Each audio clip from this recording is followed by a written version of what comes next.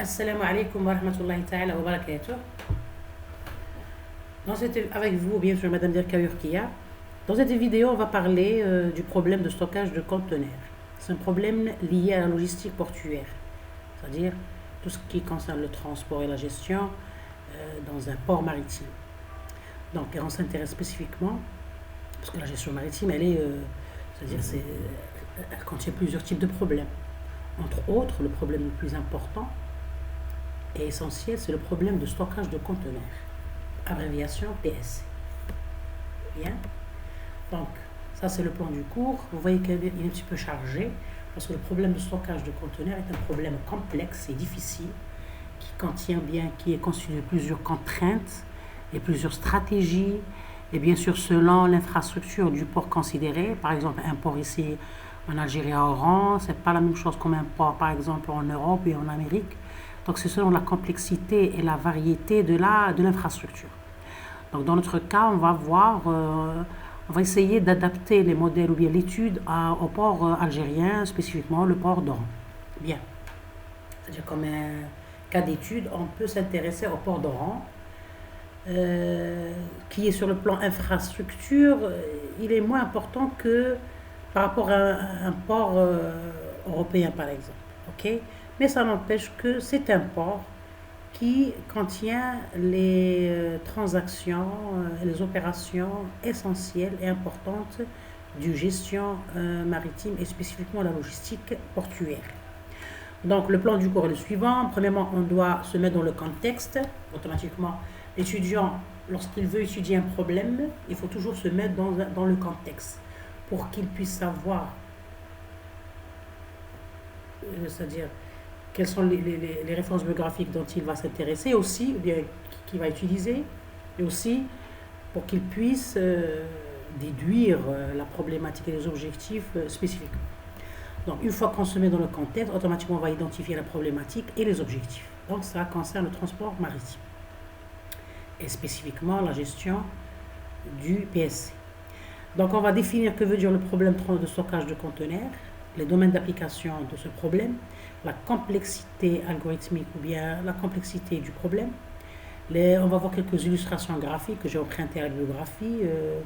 On va voir la formulation mathématique. Donc automatiquement, une fois qu'on a un modèle, on doit le résoudre. Donc on va voir les méthodes de résolution liées au PSC. Bon, pour pouvoir voir ces études-là ou bien ces méthodes-là, on doit cerner ou bien on doit faire un état de l'art. C'est-à-dire on va déjà voir quels sont les travaux déjà faits pour l'étude de ce problème. Donc c'est un état de l'art. On va utiliser quelques bibliographies importantes qui ont utilisé des méthodes de résolution du PSC, bien sûr après modélisation. Puis on va voir un exemple illustratif. On va prendre un exemple pour mieux comprendre cette notion de modélisation et de résolution. Donc on va utiliser des méthodes exactes et des méthodes approchées. Les méthodes exactes, on va essayer de résoudre un étude de cas, un exemple, avec, bien sûr sous Python, avec l'algorithme Simplex, parce que le modèle utilisé pour formuler le PSC, ça va être un PLNE, un programme linéaire en nombre entier. Donc on va essayer de le résoudre avec une méthode exacte comme le branch and cat. Et on va bien sûr tester sur beaucoup d'instances. Donc on va remarquer que lorsque les instances augmentent, la complexité augmente. Donc on pense à utiliser des méthodes approchées comme des métaheuristiques. Donc, on va implémenter avec Python les résolutions avec le branch cat d'un cas d'étude. On va critiquer les résultats sur le plan complexité, ainsi de suite. Et puis, on va penser à utiliser des métaheuristiques comme les algorithmes génétiques et les algorithmes de colonies d'AB pour pouvoir améliorer les résultats et diminuer la complexité. Donc, on va clôturer avec une conclusion. Bien. Donc, le contexte en général, c'est on entame une optimisation de placement, on dit placement, ou bien le stockage de conteneurs dans un terminal portuaire. Donc, ça concerne la gestion maritime. Je vais corriger ici. J'aime pas les erreurs orthographes. Maritime. Bien. Il faut toujours corriger vos erreurs. Et puis, donc, ça concerne le problème de stockage de conteneurs, le PSC. Donc, ça rentre dans le contexte du transport maritime. Donc le transport maritime est l'opération de déplacement des marchandises d'un endroit à un autre par voie maritime. Ce mode de transport prend en considération le chargement et le déchargement de conteneurs au niveau des ports, par rapport à d'autres modes de transport comme le routier ou bien fluvial, c'est-à-dire les fleuves, l'anhar. le transport maritime reste un moyen de transport très important. C'est-à-dire, il rentre avec une grande portion dans l'économie de chaque pays.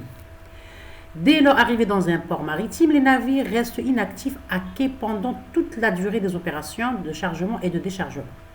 Les opérations de manutention du terminal portuaire reçoivent un planning indiquant les dates de chargement et de déchargement des conteneurs ainsi que leur emplacement dans la zone de stockage.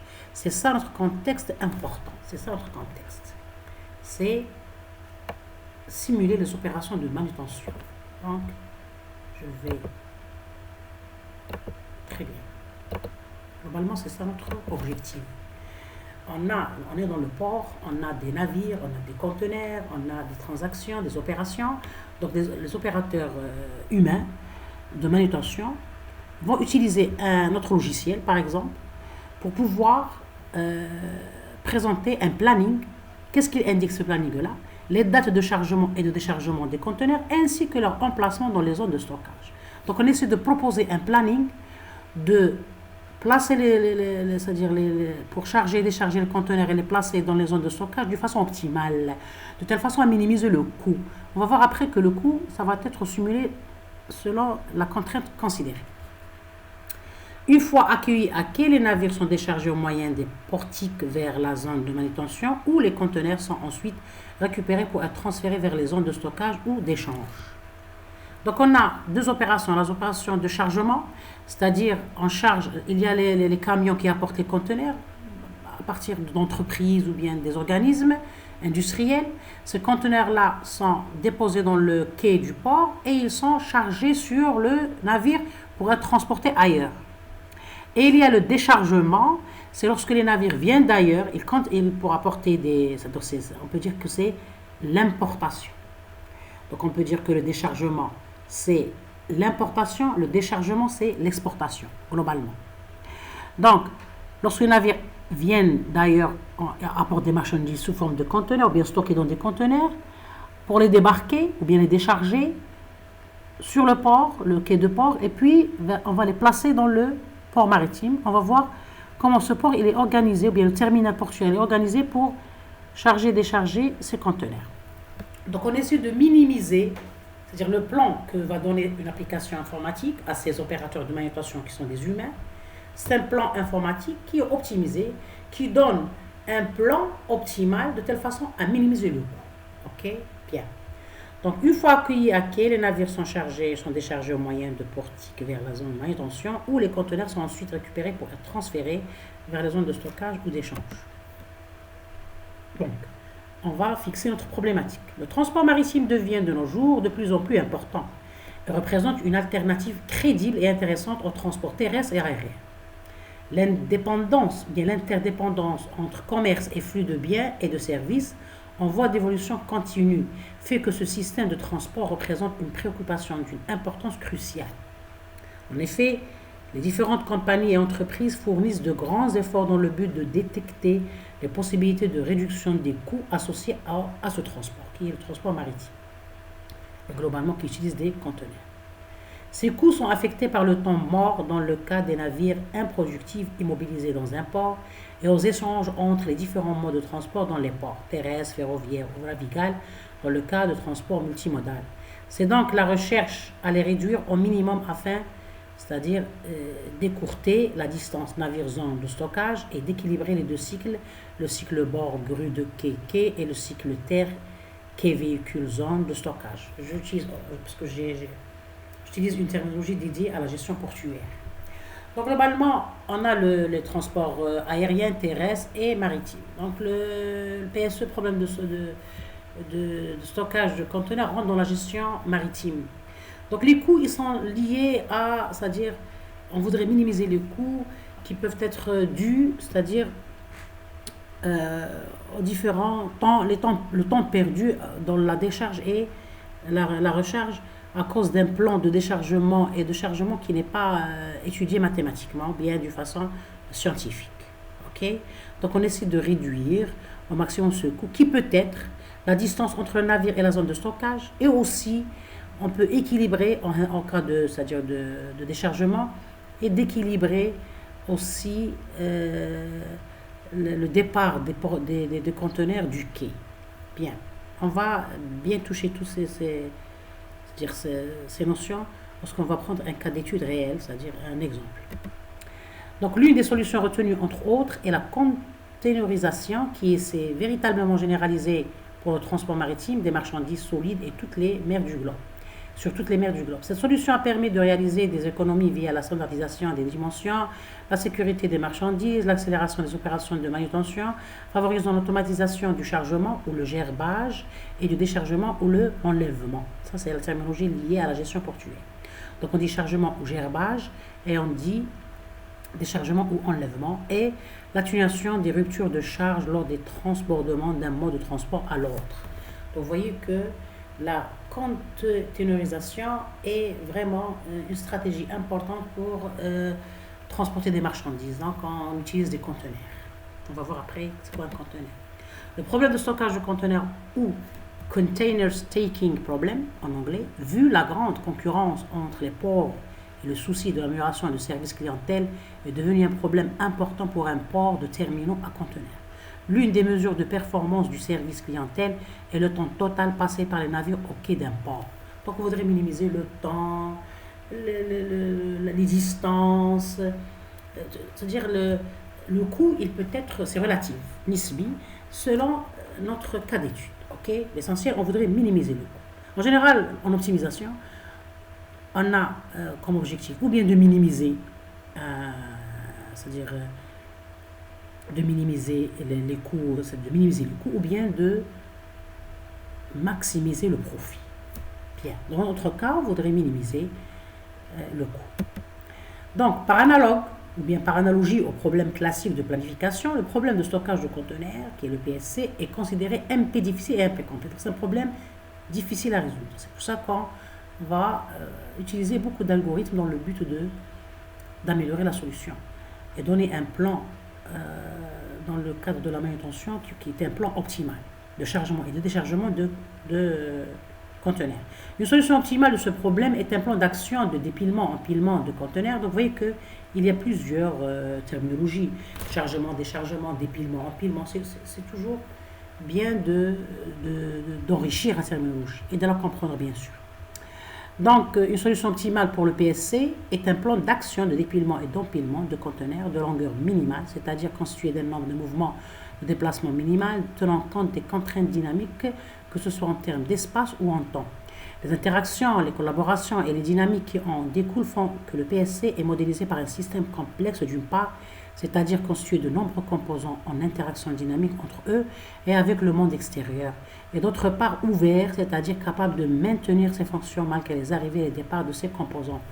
Donc vous voyez ici que j'ai mentionné le mot dynamique. Donc un navire ou bien un port, il est dynamique. On peut dire c'est-à-dire il est opérationnel H24, 7 sur 7, vous voyez, parce que il y a c'est-à-dire une différence de temps entre les pays, etc. Donc, un navire peut, c'est-à-dire, partir d'un pays et arriver à un autre pays dans un temps, dans les 24 heures. Vous voyez, donc on peut dire que c'est temps dynamique, c'est un temps réel. Normalement, réellement, lorsqu'on modélise ce problème, on doit prendre en compte la notion du dynamisme. Donc, c'est-à-dire, on est en train de charger ou décharger des conteneurs en temps réel. Donc, il y a des conteneurs qui viennent, des conteneurs qui partent en temps réel. Donc, il y a la gestion, c'est-à-dire on peut étudier ce problème, le PSC, dans un cas dynamique, et il y a le cas statique qui est le plus simplifié. Parce que c'est un problème complexe. Donc, on va, dans notre cas ici, on va considérer le cas statique pour mieux comprendre le problème, surtout pour les débutants, les gens qui n'ont pas, les étudiants qui n'ont pas une idée sur ce type de problème. Et puis, on va passer à des cas dynamiques. Donc, le problème de stockage de conteneurs et l'empilement des conteneurs dans les différents slots. Donc, on dit slot ou bien pile. On va voir ici la structure d'un port maritime pour comprendre ses composants. Donc, on empile les conteneurs dans les différents slots et parmi les décisions les plus difficiles à cause de l'incertitude des conteneurs qui sont avant d'autres, ceux qui produisent souvent des remaniements. Donc, les remaniements, c'est quoi? C'est le fait on pose un conteneur et puis on doit le déplacer parce qu'il gêne un autre conteneur pour qu'il sorte du slot ou bien de la pile. Donc, vous voyez que les remaniements, ils causent ce problème de coût. en pause, parce que le fait de charger et décharger un conteneur, c'est pas facile. C'est coûteux sur le plan matériel, sur le plan temps, sur le plan effectif, parce qu'on utilise du matériel électrique, qu'on va voir par la suite, qu'on appelle, c'est-à-dire c'est des grues, ou bien l'essentiel c'est des, même, c'est-à-dire le matériel il est en train de se développer du jour au jour, donc c'est un matériel, on peut dire, intelligent. Donc c'est coûteux sur le plan effectif, sur le plan matériel. Donc on voudrait éviter cette incertitude entre les conteneurs. Le conteneur qui est déposé, qui doit être qui doit partir, il y a un autre conteneur qui vient avant lui. Il y a plusieurs contraintes qu'on va expliciter par la suite. Donc maintenant il faut, c'est-à-dire retenir le mot remaniement qui fait partie de l'objectif de notre modèle. On voudrait minimiser les remaniements, c'est-à-dire lorsqu'on va déposer un conteneur, il vaut mieux ne pas le déplacer dans le port que pour être, c'est-à-dire pour être transporté par un transport. Donc, pour résoudre le problème PSC, on peut distinguer deux cas, le cas statique et le cas dynamique. Pour notre objectif, on s'intéresse au cas statique du problème, parce qu'il est simplifié. Pour ce faire, nous adoptons deux types d'approches. Une approche analytique dans laquelle nous donnons une modélisation mathématique sous forme d'un programme linéaire en nombre entier, le PLNE. Et on sait que le PLNE, il rentre dans l'optimisation combinatoire, et aussi c'est un problème difficile. Et on va étudier la complexité du problème et une approche numérique en proposant des algorithmes de résolution comme des métaheuristiques. Donc, cela permet de déterminer un arrangement proche de l'optimum de l'ensemble des conteneurs afin de minimiser le coût, qui peut être la distance entre les zones de sortie et le transport, ou le nombre de remaniements. On diminue le remaniement, les déplacements des conteneurs. Donc, tout en prenant en compte les contraintes réelles du problème. Donc, on a un objectif qui est la minimisation du coût, qui peut être la distance, qui peut être les remaniements, le temps, mais bien sûr, on a des contraintes qu'on doit respecter, qui sont liées à la gestion portuaire. D'accord? Donc le problème, donc on s'est mis dans le contexte qui est le transport maritime. On a compris notre problématique et à la gestion, bien la résolution du problème PSC, et on a fixé nos objectifs. Donc on est dans le cas, on va considérer un cas statique, on va considérer un objectif qui est minimiser un coût, et on va sous des contraintes réelles. Donc, c'est quoi le problème de stockage de conteneurs? Le problème de stockage de conteneurs représente un des principaux problèmes, surtout avec la croissance considérable du nombre de conteneurs passant par les ports maritimes et la limitation des zones de stockage dans ces ports. Il a un impact considérable sur l'efficacité des autres opérations portuaires. L'objectif visé dans la résolution de ce problème est de trouver un plan de stockage optimal qui précise l'emplacement de stockage idéal pour chaque conteneur qui tient en compte les contraintes réelles du stockage. Dans cette étude, non, c'est pas une thèse, parce que j'ai emprunté quelques paragraphes de référence biographique cités dans la fin du cours. Donc, dans cette étude, nous traitons le problème de stockage de conteneurs dans un terminal portuaire en distinguant deux cas. Le cas statique qui consiste à déterminer un plan de stockage optimal et le cas dynamique qui prend en considération les variations de l'état de la cour de stockage. La cour de stockage, c'est la cour qui est, c'est-à-dire en avant des navires. C'est dans le port globalement. On va voir la structure d'un port pour situer la cour. Donc, dans un premier cas, pour mieux cerner la difficulté de ce problème, on doit étudier le cas statique pour mieux comprendre la modélisation et la résolution. Puis on va s'évoluer vers le cas dynamique pour être proche du réel. Parce que la modélisation mathématique, on va modéliser un port, par exemple le port d'Oran. On va essayer de comprendre ou bien d'étudier, faire une étude de l'existence de notre port pour déduire les différentes contraintes, données, et ainsi de suite, et modéliser le problème. Donc le modèle, il doit être valide. Que veut dire la validation d'un modèle? Il faut que notre modèle reflète la réalité. C'est un modèle mathématique qui va être traité par la machine et donner des résultats avec des algorithmes. Mais normalement, ce modèle, il représente le port d'Oran. Donc, il doit être validé. Ça veut dire qu'il doit considérer c'est-à-dire les contraintes réelles, entre autres le cas dynamique, parce qu'on a dit que le port, il est vivant, c'est-à-dire H24. Il est opérationnel H24. Donc, on doit considérer les variations de l'état durant le temps. Bien. Donc, le problème de stockage de conteneurs, qui est le PSC, est considéré un problème un peu difficile et un peu complexe, sur le plan de complexité. Pour mieux, parce que la complexité, elle est calculable. On peut calculer la complexité du problème. Donc, lorsqu'on va entamer un des modèles, parce qu'il y a plusieurs modèles proposés dans les littératures, on va prendre un de ces modèles, on peut calculer sa complexité. Je peux vous préparer après une vidéo, ou bien vous pouvez consulter la vidéo sur la complexité algorithmique dans la chaîne. Regardez la playlist complexité, vous trouvez comment calculer la complexité d'un problème. Bien.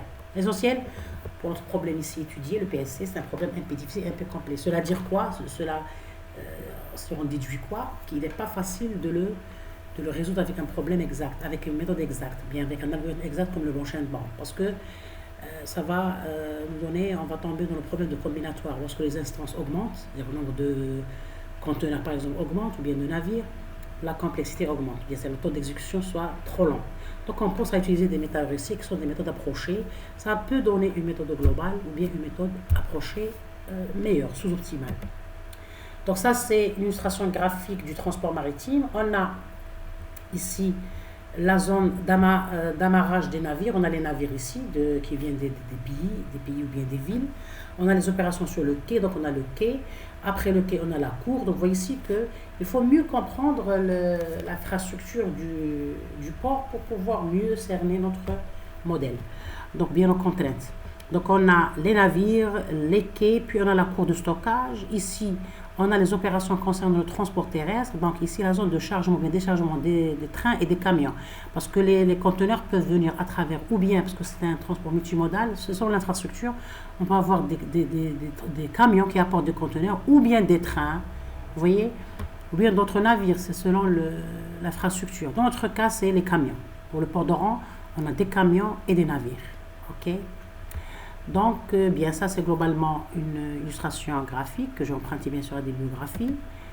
Maintenant, les équipements dans un port maritime, il y a bien on a le port, le terminal, la cour, le quai, les conteneurs, les piles, les étages, les couloirs. Vous voyez, c'est des terminologies liées à l'infrastructure. On va essayer de le déduire, de définir quelques équipements pour pouvoir comprendre la modélisation mathématique. Parce que c'est pas bien d'utiliser directement le modèle mathématique. Un modèle mathématique, parce qu'on va voir qu'il y a des variables, des chiffres, des contraintes, des opérateurs arithmétiques, mais en fin de compte, ce modèle mathématique, il reflète le réel. Il reflète la gestion portuaire d'un port. Donc, vous voyez, donc on doit comprendre la terminologie sémantique pour pouvoir mieux gérer le modèle mathématique numérique. Donc, c'est quoi un port? Un port est une infrastructure construite par l'homme, située sur le littoral maritime, sur les berges d'un lac ou sur un cours d'eau, une mer, est destiné à accueillir des bateaux ou bien des navires. Un port peut remplir plusieurs fonctions, mais doit avant tout permettre d'abriter les navires, et en particulier pendant les opérations de chargement et de déchargement, ou bien d'épilement, empilement, d'accord, ou bien gerbage, enlèvement. Vous voyez, la terminologie, elle est riche. Il facilite aussi les opérations de ravitaillement et de réparation. Donc, c'est un environnement complet. Donc, je reviens comme remarque à la terminologie. C'est toujours bien vous êtes informaticien, vous allez étudier, vous allez faire un projet de fin d'études, ou bien un projet d'études concernant un problème dans un domaine X. Donc, ce domaine-là, c'est un domaine spécifique, comme par exemple le transport maritime. Donc, l'étudiant doit utiliser la terminologie dédiée au domaine. Vous voyez, votre projet est dans un domaine chimique. Il faut utiliser la terminologie de ce monde chimique. C'est un domaine industriel mécanique. Il faut comprendre ou bien utiliser la terminologie mécanique. Vous voyez, donc dans vos rapports, dans votre thèse ou bien mémoire ou bien même dans vos interprétations, il faut utiliser, même dans on peut dire la nomination de vos variables par exemple, il vaut mieux utiliser la terminologie dédiée au domaine. Bien. Ça c'est aussi une illustration graphique d'un port maritime que j'ai emprunté bien sûr à la référence 5, je vous laisse la référence à la fin du cours, je vais vous les présenter dans la description. Donc on a ici un port, donc c'est une image que j'ai empruntée sur internet. Donc vous voyez qu'on a ici les navires, donc vous voyez la terminologie, il y a terminal à céréales, il y a ici portique, il y a bâtiment administratif, il y a transporteur traversier, il y a gare maritime, il y a pétrolier, le terminal pétrolier, entrepôt frigorifique, le phare, hangar de transit, terminal de vrac, politique ou bien portique de chargement de conteneurs, un quai, grue de flèche, porte, bassin de radoub, écluse, grue de surpontant, voie ferrière, terminal de conteneurs, rampe de quai. Vous voyez, ces terminologies dédiées à votre, c'est-à-dire au transport maritime. Dans notre cas, pour les étudiants qui vont faire leur projet sur le port d'Oran, il faut respecter l'infrastructure du port d'Oran, c'est-à-dire, illustrer bien, faire une illustration graphique comme cette illustration en donnant l'infrastructure du port d'Oran. D'accord? Google Maps peut vous aider. On peut emprunter ou bien faire une capture grâce à Google Maps du port d'Oran et on doit ici, c'est-à-dire nominer toutes les composants de l'infrastructure. Bien. Donc c'est pour ça qu'il faut être sur le terrain. Vos projets de fin d'études, vaut mieux être qu'ils soient dans le terrain. C'est-à-dire, lorsqu'on étudie ou bien on entame un projet, surtout le développement et la conception informatique, si on se contente du côté théorique, c'est pas mal, mais le côté réel, si on entame notre problématique dans un terrain de travail, ça va nous faciliter la compréhension, ça va nous faciliter la capture des données et d'éviter la redondance. C'est-à-dire on peut ajouter une information qui n'est pas utile ou bien on oublie une information, d'accord? Et c'est bien de travailler avec les experts du domaine. Les experts du domaine, ils nous aident à expliciter ce qu'on ne comprend pas, d'accord? Donc c'est toujours bien de faire des stages réels dans le terrain de travail. Donc on a vu que veut dire un port. Un terminal, c'est quoi? Donc c'est toujours un terminal, bien les terminaux à conteneurs constituent des interfaces intermodales essentielles pour le réseau de transport mondial.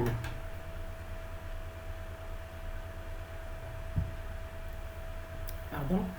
Un emplacement optimal pour un conteneur dans les terminaux est très important pour les entreprises car cette opération permet de réduire les coûts de transport. Dans notre travail, nous proposons principalement deux approches de résolution du problème de placement des conteneurs à travers la description d'un modèle décisionnel qui permet de résoudre et optimiser l'espace de stockage disponible pour gérer les départs et les arrivées de conteneurs pleins dans un port maritime. Autrement dit, un modèle qui permet de minimiser le nombre total de mouvements, de déplacements, de remaniements inutiles tout en respectant les contraintes dynamiques d'espace et de temps. Vous voyez que on peut fixer notre objectif et nos contraintes selon le cas d'étude. Donc, un terminal à conteneurs constitue une interface intermodale essentielle pour le réseau de transport mondial. La compétitivité d'un port est mesurée par l'efficacité de ces terminaux. Cette dernière est principalement reflétée par la quantité de conteneurs chargés et déchargés. C'est-à-dire même, parce que globalement, le fait d'avoir un port bien organisé, même la vue touristique, parce que globalement des ports, ils sont dans une ville. Donc, si le port il est désorganisé, même la vue touristique, donc ça touche au tourisme.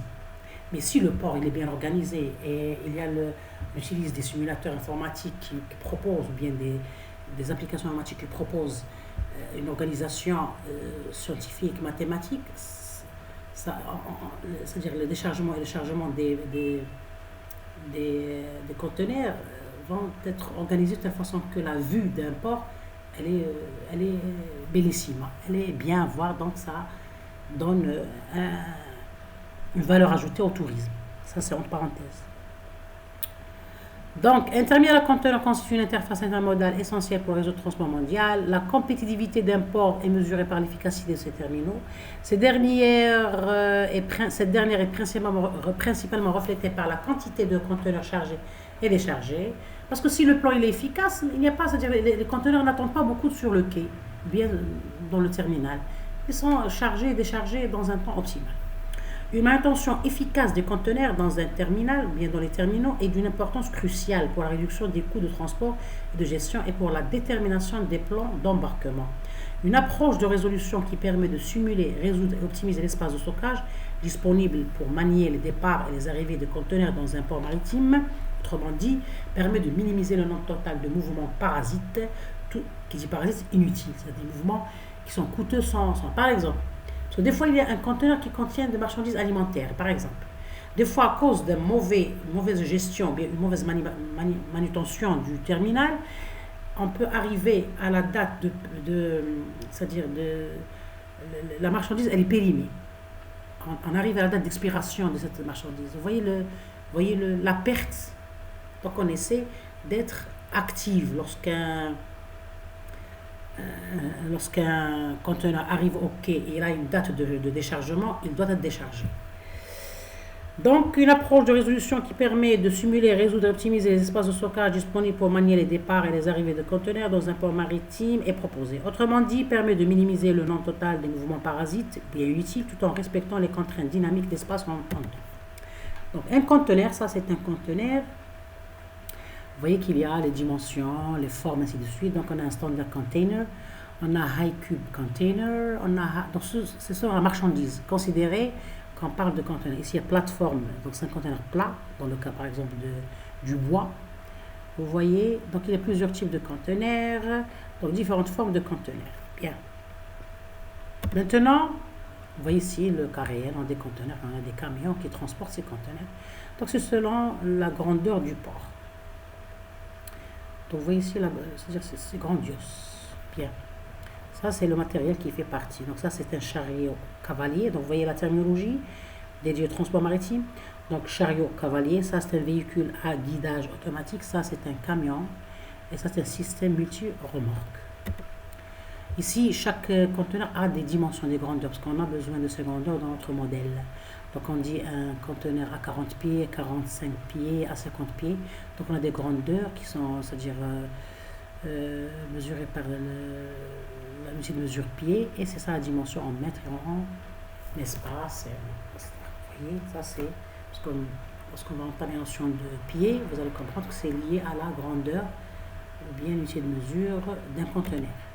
Donc les équipements de manutention, on a les grues. Généralement, les grues sont utilisées pour effectuer, parmi les équipements de manutention, on a les grues qui sont utilisées pour effectuer des opérations de manutention. Ces dernières sont principalement réparties entre les grues de quai et les grues de cours. On a vu l'infrastructure du port. Il y a le navire, il y a le quai, il y a la cour, ainsi de suite.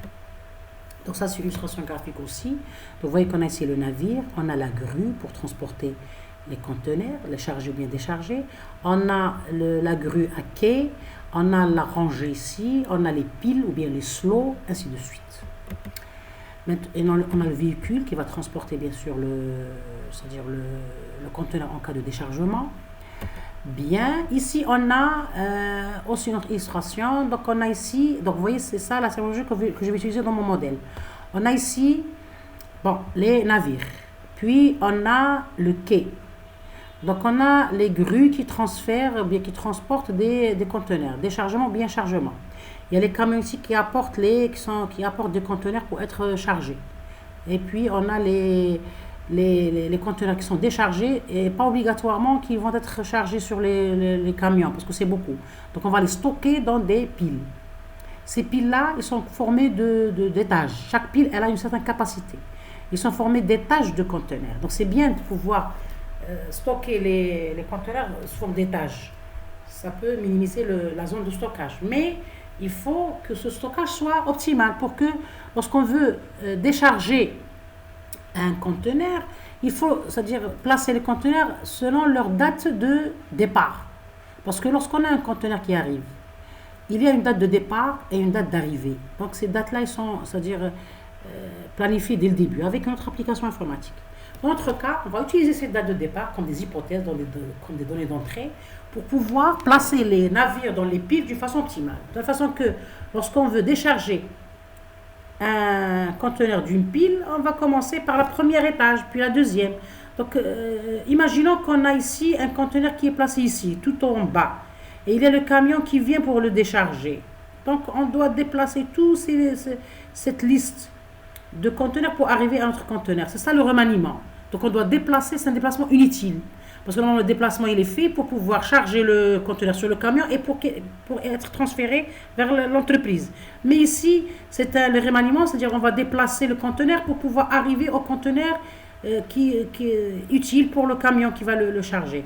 Donc, ces remaniements, ces déplacements inutiles, c'est coûteux pour la gestion portuaire. Bien. Donc, chaque pile, elle contient des conteneurs ou selon l'infrastructure du port. Chaque pile, elle a une capacité. Par exemple, il y a une pile qui peut c'est-à-dire contenir 20 conteneurs, 40, 50. C'est selon l'infrastructure du port. Là, c'est beaucoup pour le port. Le cas du port d'Oran, c'est un port qui est moyen. Après, je vais vous préparer une vidéo sur l'étude de cas du port d'Oran avec mes étudiants, bien sûr. Donc vous voyez ici qu'il y a les composants ici, ça c'est les grues, bien les composants qui transportent des conteneurs. Donc ça se développe, il y a des composants qui sont vraiment très efficaces et automatiques. Et ça c'est les camions d'extérieur qui vont transporter les conteneurs ou bien apporter des conteneurs. Donc il y a les entrées et les sorties. Il y a des camions qui viennent vides pour pouvoir charger des conteneurs. Il y a des camions qui viennent avec des conteneurs pour pouvoir les décharger. Donc le cas des camions vides, c'est l'importation. Le cas des camions pleins, c'est l'exportation. التصدير والاستيراد. Bien. Ça, globalement, c'est l'infrastructure simplifiée. Donc le problème de tourner de... Oh, ça c'est...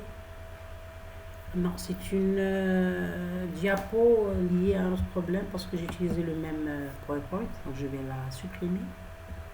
Bien. Je m'excuse pour ce conflit. Parce que j'ai préparé la même vidéo. Ou bien j'ai préparé une autre vidéo. Elle est déjà sur la chaîne. Sur la gestion, bien l'étude et la résolution du problème VRP, tournée de véhicule. J'ai utilisé le même diapo, j'ai supprimé les diapos et préparé de nouveaux diapos. Donc cette diapo-là elle voulait rester, malheureusement. Bien. Donc je continue. Bien. Donc on était sur le plan ici, l'illustration d'un port maritime avec ses différents composants. On peut toucher ici la problématique. Le remaniement, on peut le toucher.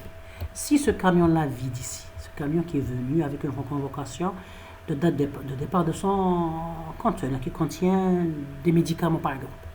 Supposons que ce conteneur il est stocké ici dans cette pile-là et il est ici au niveau de deuxième étage.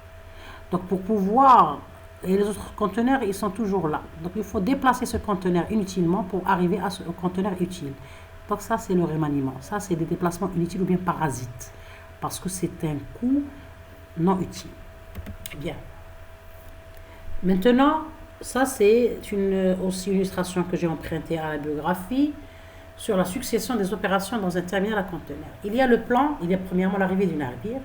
Il y a ici le déchargement et chargement des conteneurs. C'est à ce niveau-là que notre application, elle propose un plan de déchargement qui est optimal pour minimiser le coût. D'accord? Et on va considérer le coût selon notre objectif. Au début, on va considérer la minimisation de la distance entre la porte de stockage et le conteneur. Puis on va minimiser les remaniements, ainsi de suite. Donc vous voyez que c'est à ce niveau-là qu'il y a l'application qu'on va faire, bien préparer, bien concevoir, réaliser. Donc vous voyez, donc la gestion elle est grandiose. Donc notre application elle se situe à ce niveau-là parce que la gestion portuaire elle est compliquée quand même, elle est très variée. Donc on a l'arrivée des navires, on a ici le déchargement et le déchargement des conteneurs, on a ici un plan de détachement qu'on veut qu'il soit optimal avec les méthodes qu'on va utiliser. Puis il y a le transport des conteneurs vers les piles. Donc on prend le conteneur du quai vers les piles. Donc même ici, on a un plan de chargement. Comment placer les emplacements, bien les, comment dirais-je, comment placer les piles, bien les conteneurs dans notre pile. Ici, ça concerne aussi notre étude. De la pile, il y a le transport interterminal, donc vers les autres modalités, c'est-à-dire les camions, ou bien les trains, ou bien selon l'infrastructure du port. Dans notre cas, c'est des camions. D'accord? Ça, globalement, c'est le plan de chargement et de déchargement. Donc notre application, ça concerne le déchargement et le chargement du navire vers les piles. On va proposer un plan optimal. Les différentes stratégies de stockage, donc bien sûr il y a beaucoup de contraintes à considérer. On va se limiter à des contraintes simples au début pour mieux cerner le problème, puis on va passer à des versions plus compliquées, bien plus réelles. Les différentes stratégies de stockage, un des avantages de l'utilisation des conteneurs est le fait qu'il soit possible de les superposer les uns sur les autres, dans les piles sur d'étages. Cependant, cet atout a des limites dans la mesure où il peut causer des remaniements, des déplacements, des conteneurs inutiles. En effet, j'ai expliqué que veut dire remaniement. En effet, ce genre de manœuvre est surtout effectué lors de l'extraction des conteneurs qui sont au fond des piles. Donc il y a des conteneurs qui sont au fond, il y a le camion qui vient les transporter, donc on doit enlever les conteneurs qui sont en haut pour pouvoir arriver à notre conteneur voulu. Donc ça, c'est le remaniement. Par conséquent, il est capital pour chaque terminal à conteneur d'adopter une stratégie de stockage adéquate, bien optimale pour éviter ces remaniements, bien les minimiser. Les différentes méthodes de stockage qui existent dans la littérature peuvent être divisées en 4 catégories bien sûr, je l'ai apporté des références. Il y a des stratégies de ségrégation et non-ségrégation. Il y a la stratégie de groupage et dispersion. Il y a la stratégie de stockage direct et stockage indirect. Il y a la stratégie de priorité au déchargement et priorité au chargement. Pour mieux comprendre ces stratégies, je vous envoie à consulter la référence 1 que je vais vous laisser dans la description. C'est une thèse de doctorat qui explique bien ces différentes stratégies. Donc, par l'étudiant dans son PFE, il doit voir le cas d'étude, par exemple, pour Doran, quelle stratégie il utilise pour qu'il va la modéliser et la valider. D'accord? Donc, on va, toujours dans un PFE, surtout dans le cas de l'utilisation, il faut cerner, ou bien préparer un état de l'art. Il faut, normalement, 3 premiers mois, bon, selon la grandeur du projet, il faut faire un état de l'art. Il faut lire les références biographiques récentes, pour voir quelles sont les différentes études faites sur ce modèle et les différentes stratégies utilisées, les modèles et les algorithmes. Donc, il faut faire un état de l'art pour pouvoir proposer une contribution ou bien spécifier votre méthode de résolution. Peu de travaux de recherche lui ont été consacrés à ce PSE. En effet, parce que c'est un problème compliqué, donc complexe. En effet, nous avons constaté que ces travaux utilisent pour la plupart des modèles analytiques, des modèles mathématiques et la programmation dynamique, régis par des lois de stochastique et des modèles de simulation comme ceux qui font appel à l'approche orientée objet et l'approche multi-agent. Nous retrouvons aussi des méthodes incomplètes telles que les algorithmes génétiques, c'est-à-dire les métaheuristiques, qui s'intéressent à minimiser le temps passé par un navire en quai d'un port de terminaux à conteneurs. Ces modèles s'avèrent très limités face à la dynamique et à la nature combinatoire de ce problème. Donc il y a des modèles qui sont, c'est-à-dire étudiés dans c'est-à-dire dans des références, mais restent toujours à compléter parce que la gestion portuaire elle est très compliquée. Mais l'outil informatique et les approches informatiques récentes comme l'IA, l'intelligence artificielle, ils apportent des solutions vraiment efficaces. Pour chacun d'entre eux sont faites des études analytiques approfondies, une modélisation mathématique efficace qui reflète le cas réel et des méthodes de résolution numérique adéquates qui englobent les algorithmes de résolution efficaces et robustes. Bien. Donc, en utilisant des références biographiques citées ci-dessus, nous présentons un état de l'art et une étude bibliographique dans laquelle sont relatés les travaux déjà réalisés dans ce domaine. Ça, c'est un état de l'art que j'ai emprunté à la biographie 3. Donc, vous voyez que il y a les auteurs, c'est-à-dire les auteurs qui ont entamé ce projet, problèmes traités et ses capacités, ses caractéristiques, les méthodes de résolution et bien sûr des contributions. Globalement, ces études sont faites dans des ports réels. Okay? Donc, par exemple, ici, on va voir ici la minimisation du temps total de manutention des conteneurs par la politique du cours. Ensuite, un algorithme optimal de routage. Ils ont fait une contribution à la détermination du nombre optimal des conteneurs à collecter dans chaque baie et la route optimale des portiques de cours. Vous voyez, il y a aussi, vous voyez les algorithmes utilisés, il y a des algorithmes heuristiques, des heuristiques Gluton, il y a des méta-heuristiques. Par exemple, ici on utilise l'optimisation par la productivité d'un type de grue d'empilement. Vous voyez, là, ici la contribution, c'est le classement des conteneurs en catégories, en taille, poids, ainsi de suite. Vous pouvez toujours les consulter. Ces références-là, vous les trouvez dans la référence 1. Il y a aussi cette étude qui propose une nouvelle formulation souvent d'un problème d'affectation à coût minimal. Elle minimise le temps de transport des conteneurs entre la zone de stockage et les navires, améliorant un modèle mathématique qui permet d'éliminer les remaniements en rangeant dans chaque pile les conteneurs suivant l'ordre décroissant de leur date de départ. Ça, c'est une très bonne contribution. Donc, quelles sont les méthodes de résolution d'un problème de ce PSE? Nous considérons un terminal à conteneurs multimodal où des conteneurs transitent entre navires et camions. Nous prenons en considération aussi bien les conteneurs entrants, c'est-à-dire viennent par la mer et partant par la voie routière, que sortant qui viennent par voie routière et partent par la mer, et aussi ceux qui transitent entre différents navires. Les opérations de manutention et des transferts sont réalisées par des cavaliers gerbeurs, c'est des composants du port, qui sont capables de transporter chacun un conteneur à la fois. Donc vous voyez la terminologie, cavalier gerbeur, qui fait le gerbage, le déchargement, le chargement plutôt. Donc vous voyez que on peut toujours, c'est-à-dire pour les hypothèses considérées, c'est selon votre cas d'étude. Dans mon cas, je vais consacrer les navires et les transports. Parce que c'est un transport multimodal, il y a plusieurs modes, c'est-à-dire fluvial, par les trains, ferroviaires. Dans notre cas, on a les navires et les camions qui transportent et apportent les conteneurs. Les navires qui transportent et apportent les conteneurs. Et on a bien sûr les opérations de manutention qui sont le chargement et le déchargement. Cependant, les opérations de livraison et de chargement des navires considèrent des catégories de conteneurs et minimisent la distance qui sépare deux conteneurs de même catégorie. Ainsi, nous considérons que les remaniements ne sont pas interdits, mais nous les minimisons. En plus de cela, nous considérons un terminal à conteneurs qui a plusieurs sorties, chacune reliée à un mois. Bon, ça, c'est des hypothèses selon votre cas d'étude et selon l'infrastructure de votre port que vous allez étudier.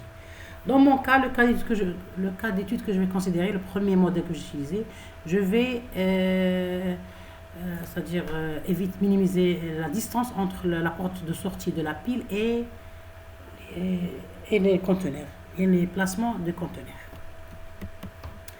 Donc les méthodes de résolution, puisque c'est un problème un peu difficile, c'est une option, c'est-à-dire on rentre dans la combinatoire en utilisant des méthodes exactes. Donc on pense à utiliser des méthodes approchées comme des méthodes heuristiques, comme la génétique ou bien des heuristiques comme la méthode de Glouton ou bien la recherche locale.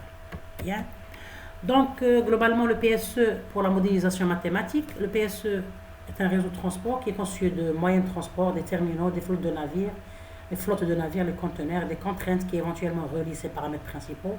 Et un dernier paramètre réside dans la fonction objective à optimiser. On doit spécifier notre fonction objective.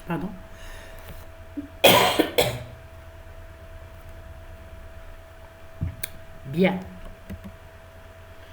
Donc, on a deux modèles ici que je vais considérer dans mon étude. Il y a le cas statique, et les deux cas sont des cas statiques. Dans une autre vidéo, on va voir le cas dynamique. Parce qu'il est compliqué. Mais pour un début, pour mieux comprendre ce problème qui est important et difficile et complexe, on va étudier un premier modèle simplifié qui est dans le cas statique. On a comme variable de décision XPK, qui est une variable binaire, elle est booléenne, elle prend le 1 ou le 0, est égale à 1 si le conteneur K est affecté à la pile P et 0 sinon. Donc on revient à la terminologie, la pile c'est cela. On a ici un navire, on a le conteneur et on a une pile. Ça c'est, vous voyez, tout ce qui est en gris, c'est une seule pile. Chaque pile, elle contient beaucoup de conteneurs. Et les conteneurs sont organisés souvent d'étages, il y a des étages. D'accord? Vous voyez, c'est une matrice. C'est multidimension. On a la pile qui contient un certain nombre de conteneurs. Chaque pile a une capacité. Et les conteneurs sont stockés sous forme en étages. D'accord?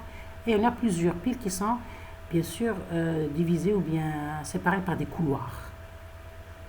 Donc, toute cette structure, on peut la capter mathématiquement avec une matrice ou bien un graphe. Je ne sais pas, c'est ça dans votre étude. Bien. Ça, c'est la variable de décision. Donc, c'est ça notre variable qui va définir la fonction objective. Donc, où placer c'est une première variable de décision. On a des conteneurs donc, qui sont numérotés par l'indice K. Le conteneur K, on va l'affecter à la pile B et P d'une façon optimale. Donc, c'est un problème d'affectation, si on peut dire. Donc, 0 sinon, si on ne peut pas l'affecter, parce qu'il y a des contraintes à respecter. Ça, c'est l'ensemble du modèle que j'ai emprunté à la littérature 1. Donc, on a la minimisation, on voudrait minimiser la distance entre la porte de sortie et les conteneurs. C'est-à-dire la porte de sortie de la pile et l'emplacement du conteneur. Si on minimise la distance, ça veut dire le temps de déchargement il va être rapide ou bien de chargement, donc automatiquement, on va minimiser le coût. Pour les contraintes, on a 4 contraintes, vous voyez ici. Il y a ceux qui dépendent de la variable de décision XPK. Je vais expliquer chaque contrainte. Et on a bien sûr ici la contrainte d'intégrité. Notre variable XPK est une variable binaire, binary variable, ou bien booléenne, qui prend la valeur 0 ou 1. Ici, le N c'est le nombre de conteneurs et le MP c'est le nombre de piles. Donc, ça c'est le premier modèle. Deuxième modèle est plus compliqué. Vous voyez qu'il est plus compliqué. On a la variable de décision, c'est XPIK. On doit placer le conteneur K dans la pile P et dans quel emplacement, dans quel étage. Donc on ajoute l'étage. D'accord? Bien. Donc ça c'est un modèle plus compliqué qu'on va en parler dans la deuxième, dans notre vidéo. Il y a ces contraintes-là. Donc vous voyez, il y a beaucoup de contraintes. Bien. Maintenant, je vais utiliser le modèle 1, PLNE. C'est un PLNE, problème linéaire en entier, dans le cas statique. Donc je vais utiliser ce premier modèle. Je vais utiliser ce modèle. Je vais l'implémenter en Python et voir les premiers résultats. Et on va terminer dans d'autres vidéos après la critique, bien sûr. Donc j'utilise le modèle 1, dans mon cas ici, dans cette vidéo. C'est un cas, dans le cas statique, c'est un modèle simplifié ici. Je corrige. C'est un modèle simplifié.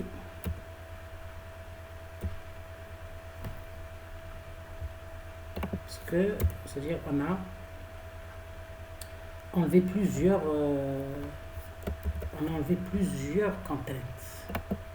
Et je vous ai dit que lorsqu'on modélise un problème dans le cas d'une étude approfondie et dans un cas réel, comme le port d'or, il faut que le modèle soit valide. Que veut-il valide? Il reflète la réalité. D'accord? Donc pour simplifier votre modèle, simplifier le modèle TLA, surtout si l'étude est dans un temps qui n'est pas grandiose, donc par exemple dans un cas de PFE de master, on essaie de simplifier le modèle pour avoir les premiers résultats et appliquer au moins, proposer un plan optimal aux opérateurs de la manutention, c'est-à-dire les travailleurs du port, de telle façon à minimiser les coûts. Et on touche toujours améliorer les versions des applications. Donc, je vais considérer qu'il n'y a pas de remaniement, d'accord? La fonction objectif, c'est une fonction qui minimise la distance totale à parcourir entre les emplacements de stockage et les portes de sortie des conteneurs dans les piles, bien sûr.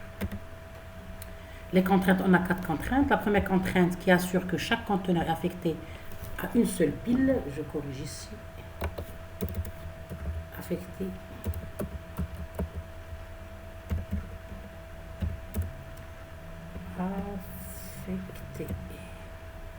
bien. La contrainte qui assure que chaque conteneur est affecté à une seule pile. La contrainte qui garantit que les conteneurs incompatibles ne sont pas affectés à une même pile. E et l'ensemble des arrêts du graphe d'incompatibilité. Donc, la contrainte ici, c'est quoi c'est-à-dire l'incompatibilité? C'est lorsque c'est-à-dire on a deux conteneurs, ils ne peuvent pas être stockés dans la même pile. Pourquoi? Il y a 2 raisons. La date d'arrivée, c'est-à-dire le conteneur qui a une date d'arrivée supérieure à la date de départ du conteneur dans la pile, je ne le stocke pas dans cette pile. Je vais voir une autre pile. Pourquoi? Pour éviter les remaniements. Et aussi l'incompatibilité, c'est lorsqu'on a c'est-à-dire chaque pile, elle a une certaine capacité, 40 pieds, 50 pieds. Donc, chaque conteneur, il est placé dans la pile qui a la même catégorie. Ça, c'est les remaniements. C'est ça la compatibilité et l'incompatibilité. La deuxième contrainte qui garantit que les conteneurs... La troisième, la contrainte qui force que le nombre de conteneurs affecte à chaque pile est inférieur ou égal au nombre d'emplacements libres de la pile. Ça, c'est sûr. La contrainte, la quatrième, qui assure qu'un conteneur n'est affecté à une pile que si sa taille est compatible avec celle de la pile. Donc, la pile qui contient le conteneur de 40 pieds, elle ne peut pas accepter un conteneur qui a une taille de 45 pieds. Et que sa date de départ est inférieure à celle des conteneurs qui sont déjà stockés dans la pile au début de la période de stockage courante. Donc, la contrainte qui précise que les variables de décision sont booléennes, c'est la contrainte d'intégrité. C'est la dernière contrainte ici. Vous voyez? Donc, ça, c'est le premier modèle. Donc, ici, c'est la distance. Là, on voudrait minimiser les distances entre les portes de sortie des piles et l'emplacement des conteneurs. Ça, c'est les contraintes dont j'ai parlé ici. C'est-à-dire l'explication, elle est à ce niveau-là. D'accord? Bien. Donc, puisque c'est un PLNE, un projet de c'est-à-dire un problème linéaire en nombre entier, donc il est difficile à résoudre. On va utiliser une méthode de Blanchet-4, c'est une méthode exacte, mais on va voir que on tombe dans le problème de combinatoire. Lorsque les tailles, bien la taille de N et MP, N c'est le nombre de conteneurs, MP c'est le nombre de piles, lorsque la taille augmente, le temps d'exécution est très lent, donc on pense à utiliser des métaheuristique comme l'algorithme génétique et la colonie de fourmis d'AB. Donc l'algorithme de Blanchet-4 pour la résolution du problème de stockage de conteneurs dans ce cas où la cour de stockage est assez grande pour que le stockage sans remaniement soit possible. Donc je considère le cas non remaniement. Mais dans le deuxième modèle, on va considérer le remaniement qui est plus réel. D'accord? Nous proposons un algorithme de Blanchet-4 pour la résolution du problème de stockage de conteneurs. Pour ce faire, nous utilisons le graphe d'incompatibilité où les sommets représentent les conteneurs et où chaque arrêt relie 2 conteneurs qui ont des tailles différentes ou bien dont les ordres d'arrivée et de départ ne sont pas compatibles. puisque nous savons que deux conteneurs adjacents dans le graphe ne peuvent pas être stockés ensemble dans une pile, nous exploitons cette propriété et utilisons dans notre algorithme de Marchand 4 le modèle mathématique simplifié ci-dessous. Et on va considérer des paramètres qu'on va considérer. Ça, c'est les paramètres qu'on va considérer, et ça, c'est les hypothèses du modèle. Donc ici, les paramètres qui sont généraux aux différents modèles que je vais utiliser. Entre autres, ce modèle. On a les tailles des conteneurs. On a vu que les tailles en général, on va considérer trois tailles. 20 pieds, 40 pieds, 45 pieds. Donc on a vu que la taille, elle est liée à une unité mathématique selon la longueur et la hauteur et la largeur. On a vu ici la notion de grandeur. On a la largeur, la longueur, la largeur et la hauteur, on tombe dans l'unité de mesure qui s'appelle pied. Ok, ça c'est l'unité de mesure d'un conteneur. C'est des données hypothèses. Bien. Donc on considère trois types de conteneurs, 20, 40, 45. La capacité maximale d'une pile, on va considérer dans un début pour comprendre la structure, 3 conteneurs. La date de départ du conteneur à stocker entre 10 heures et 80 heures. Pour les petites tailles et les grandes tailles. Le départ d'un conteneur qui est déjà au sommet d'une pile, un nombre de conteneurs entre 10 jusqu'à 95 et un nombre de piles de 20 jusqu'à 110. Bien. Ça, c'est un paramètre général qu'on va utiliser dans les différents modèles qu'on va étudier, entre autres dans le modèle qu'on va étudier aujourd'hui. Donc, on a le conteneur. Ici, on va considérer pour un cas d'étude, parce qu'on va faire une implémentation en Python. Pour ne pas alourdir l'exécution, on va considérer 5 conteneurs et 3 piles. Chaque pile, elle peut contenir 3 conteneurs. Donc, on a 5 conteneurs et la date de départ de chaque conteneur. Et ici, on a les distances entre la porte de sortie de chaque pile et chaque conteneur placé dans la pile. Donc, par exemple, dans la pile 1, c'est-à-dire la distance entre le conteneur 1 et la pile 1, c'est 105 mètres, par exemple. Entre la pile 1 et le conteneur 2, c'est 318, ainsi de suite. Ça, c'est une matrice qui contient les distances entre les portes de sortie de chaque pile et où le conteneur est placé dans la pile. Ça, c'est le graphe d'incompatibilité. Il est important. C'est pour éviter, c'est-à-dire de stocker un conteneur dans une pile qui n'est pas compatible. L'incompatibilité, elle touche 2 paramètres. Ou bien la pile, par exemple, la pile, elle contient des conteneurs de type 40 pieds et notre conteneur, il est de type 45. Donc, c'est pas possible, c'est incompatible. On ne peut pas le stocker dans cette pile. Et autre chose, on ne peut pas stocker une pile, bien un conteneur dans une pile qui contient, dans les conteneurs dans la pile, leur date de départ, elle est inférieure. Donc, si elle est inférieure, on ne peut pas stocker. On doit stocker le conteneur dont la date de départ, elle est supérieure, pour ne pas tomber dans le cas de remaniement. Il faut bien comprendre ces contraintes. Bien. Donc, sur le plan, c'est-à-dire implémentation, l'environnement de travail, et je vais utiliser le Python 3.7.4 qui est un langage puissant, idéal pour les scripts set, développement rapide d'applications dans plusieurs domaines sur la plupart des plateformes. Le bloc-notes, je vais utiliser Jupyter, on peut utiliser Spider, moi j'utilise Jupyter qui a été choisi et qui est un environnement de calcul interactif. Les calculs ont été effectués à l'aide d'un ordinateur laptop avec un processeur Intel Core i5 avec 2,30 GHz et 4 Go de RAM et le personnel ordinateur, le laptop, fonctionne sur le système d'exploitation Windows 10. Ça, c'est le plan technique. Les méthodes qui vont être testées sur des instances générées, je vais générer des instances aléatoirement et on va voir les résultats. Ça, c'est un premier résultat pour un exemple que j'ai considéré. Donc, je vais lancer le Anaconda, navigateur Anaconda. Vous voyez que je vais utiliser Jupyter, donc j'ai déjà lancé le Jupyter ici, j'ai déjà programmé pour ne pas perdre du temps, donc j'avais ici, j'ai différents, c'est-à-dire les différents programmes, donc mon programme, je l'ai appelé PSV version 1 normalement, bien, c'est le PSC version 1, parce que je vais l'améliorer, donc dans une première cellule, je vais installer le OpenPy XL, c'est des librairies pour utiliser le Simplex, l'algorithme Simplex. C'est le modèle ou bien le module Simplex.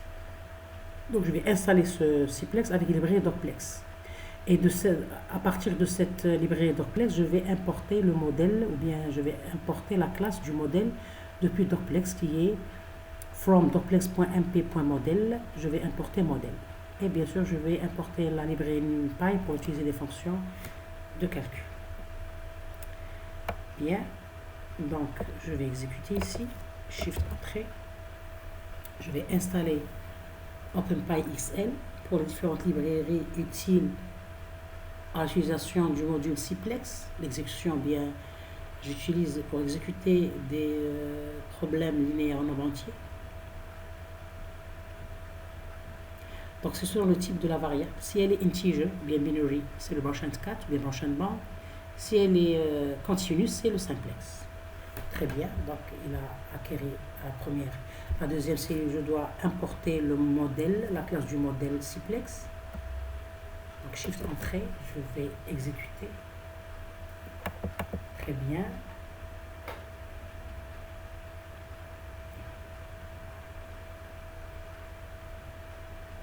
Et ici, il y a cette horloge pour montrer que ça prend du temps pour charger toutes les classes et les fonctions liées à la librairie de Docplex.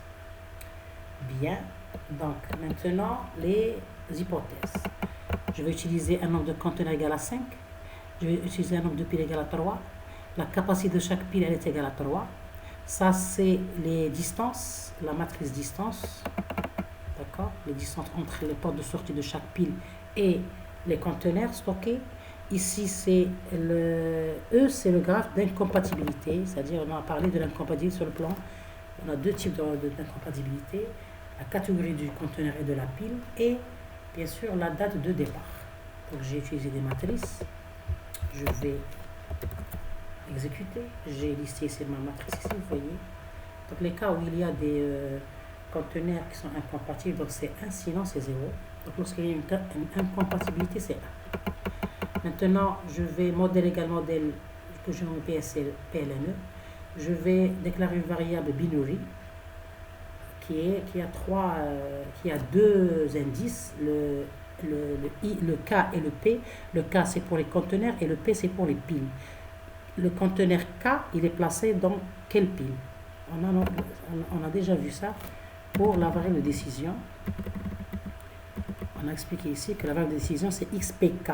Si le conteneur K est affecté à la pile P. Bien. Donc, je continue ici, très bien. Et puis, je vais déclarer la fonction objectif en utilisant model.minimize, modèle sum. On a deux sommes ici, dkp for xkp, for k in n, for p in n. Donc, je déclare en utilisant bien sûr les fonctions de Docplex liées à Simplex. Donc, ici, j'utilise la fonction addConstraint pour ajouter les contraintes. Et bien sûr, des boucles pour pouvoir numéroter les différents index. Donc, j'ai déclaré les 4 contraintes. Donc, je vais... Alors, vous voyez que modèle défini Docplex.mp modèle que j'ai appelé PSC PLN. Donc, mes contraintes sont bien déclarées, très bien. J'ai déclaré ces contraintes-là. J'ai déclaré ces contraintes-là. Ça, c'est les hypothèses, la matrice de distance, la date de départ et la compatibilité. Et j'ai déclaré ces contraintes, okay, que j'ai expliqué ici. Expliquer chaque contrainte, qu'est-ce qu'elle veut dire. Bien. Et puis, je vais, une fois que j'ai défini mon modèle, je vais modèle.print, faire la fonction print information qui donne des informations sur le modèle. Shift entrée. Pardon. Donc, c'est un modèle. PLNE. On a 15 variables binaires, donc binary, 15. On n'a pas d'integer, pas de continuous. Pardon, parce qu'il y a des modèles mixtes, on a des variables continues et des variables binaires. Dans mon cas, c'est binaire, 1 ou 0. Donc, de contrainte, on a 23 contraintes et on a les paramètres par défaut et la fonction de minimize. Pardon, pour la résolution, donc la solution c'est modèle.sort. J'utilise la fonction sort pour utiliser. Pardon, je m'excuse. Et bien sûr, la fonction display pour afficher la solution. Et l'objectif, get l'objectif pour donner la valeur de l'objectif. Donc c'est un algorithme branch and cat. Pour mieux comprendre l'algorithme branch and bound, bien branch and cat, je vous envoie vers la vidéo sur le branch and bound dans ma chaîne. Vous voyez ici qu'il y a un tableau qui contient différents nœuds, parce que le branch and bound, sa résolution elle est absente. Il y a des nœuds à générer. Donc on a des objectifs. Et l'UB et l'LB dans chaque nœud. Vous voyez qu'on a atteint la solution optimale, il n'y a pas de problème. Donc on a atteint la solution optimale dans L'objectif, c'est 1742. Et ça, c'est les affectations. Parce que c'est un problème d'affectation. On a 5 conteneurs. Où est-ce qu'on va les déposer? Donc, le conteneur 0, parce qu'on sait que les tableaux en Python, ils commencent par 0. Donc, on a 5 conteneurs. Donc, le conteneur 0, c'est le conteneur 1. Le conteneur 1, c'est le conteneur 2. Vous voyez? Donc, x02, c'est-à-dire le conteneur 0, il est passé dans la pile 2. Parce que égal à 1, c'est-à-dire il est affecté. Le conteneur 1, il est affecté à la pile 2. Le conteneur 2 est affecté à la pile 0, qui est la première pile. Le conteneur 3 est affecté à la pile 0, qui est la pile 1. Et le conteneur 4, qui est c'est-à-dire le conteneur 5, parce qu'on commence par 0, est affecté à la pile 2. Donc vous voyez que tous les conteneurs sont affectés. Donc notre solution, elle est optimale, elle est exacte. C'est-à-dire on n'a pas, tous les conteneurs, elle n'est pas approchée. Tous les conteneurs sont affectés d'une façon optimale. Et la fonction objective, c'est 1742. Donc ça, c'est pour n égale à 5 et p égale à 3. Mais normalement, dans un port réel, véridiquement, on a minimum 200 conteneurs, 1000 conteneurs. Donc ça, c'est la combinatoire. Donc dans la prochaine vidéo, on va tester, avec le Branch 4, on va tester des instances grandes pour pouvoir dire pourquoi on pense à utiliser des méta-heuristiques, des méthodes approchées pour minimiser la combinatoire, c'est-à-dire un temps d'exécution minimal pour avoir un plan de stockage de conteneurs optimal. D'accord? Ça, c'est la première version de la résolution du PSC, problème de stockage de conteneurs, en utilisant la PLNE, bien le modèle PLNE. Pardon, je m'excuse parce que j'ai trop parlé. Avec l'algorithme Branch 4. Ok.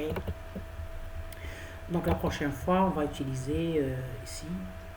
Vous voyez, j'ai utilisé des petits détails, c'est-à-dire même des détails minimales avec n égale à 5. On va utiliser n égale à 10, 20, on va voir le combinatoire. Les grands détails, vous voyez. Le n supérieur à 100. Et le MP supérieur à 3000. On a 3000 piles dans un terminal. On a plus que 100 conteneurs. Vous voyez, donc c'est grandiose. Mais ça n'empêche que c'est une première version pour comprendre les différentes étapes de résolution du PSC. Okay? Et bien sûr, la définition de ce PSC. Bien, donc ça c'est l'affectation exacte totale. Donc je vous remercie pour votre suivi. Et à la prochaine vidéo pour voir le cas statique plus compliqué avec la considération de remaniement et on va tester des instances, c'est-à-dire grandes. Et ça, c'est les références bibliographiques que j'ai utilisées. Je vais vous les laisser dans la bibliographie. Merci, à la prochaine vidéo. Merci.